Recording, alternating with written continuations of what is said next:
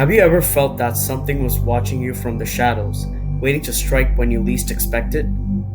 There once were a group of friends gathered for a game of hide and seek in the long abandoned mansion on the outskirts of town. As the seeker, Sarah, closed her eyes and began to count, the feeling of unease growing with each passing moment, the old house seemed to groan, as if displeased by the intrusion of the living. But Sarah pushed aside her fears and began to search for her friends. One by one, she found them hiding in the dust-covered corners of the mansion until only one of the friends, Emily, remained unfound. Panic began to creep into Sarah's chest as she searched every corner of the house. However, she ended up failing to find her. When all the friends eventually got together, they decided on what they would do.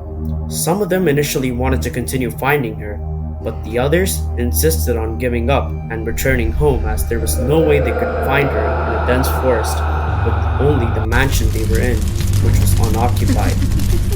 Eventually, Emily's parents were informed that she ran away and decided to never show up. From that day onwards, Emily's parents were holding signs at various parts of the town to find her, but none of their efforts led them anywhere. Many years later, the friends went to the same mansion to play hide and seek. Sarah was the seeker again, so she ushered her friends to hide. One friend wanted to hide in the mansion itself, so they went inside and looked for a spot to hide in.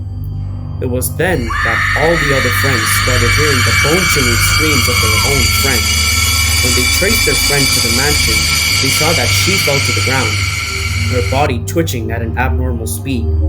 She seemed as if she was possessed by a demonic entity. When all of them were puzzled as to what was going on, everyone felt a cold hand tapping their shoulder, sending a chill down their spines. The person, twitching, suddenly got up and started maniacally laughing. They said what seemed like incomprehensible words in a very deep voice before they started running frantically to catch the friends. All of them eventually escaped and called the police to investigate the bizarre place. When the cops got to the mansion, all they noticed were a few words in Latin, with an arrow pointing at the attic and the ceiling above, all carved in blood. When the police translated the words, they felt their heart drop. The words meant, "You all betrayed me, now it is time for you all to pay back." The police, who also followed the arrow pointing to the ceiling, found the remains of a rotting body in the attic. It was then found through further research that the body was none other than Emily's, and the reason why no one found her was because the attic was locked with a latch outside of it, so she couldn't get out. And then she eventually died. The police couldn't find out who locked the attic from the outside, and the one friend who chased the others down was never found.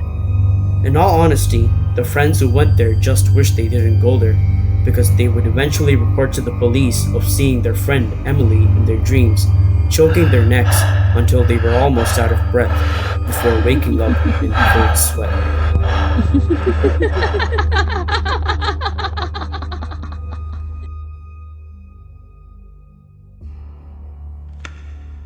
Like and subscribe.